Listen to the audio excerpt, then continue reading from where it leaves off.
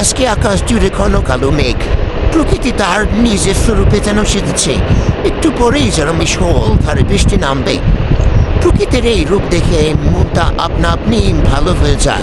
আবার বিষণ্ণ মনে জাগে নানান কাহিনী।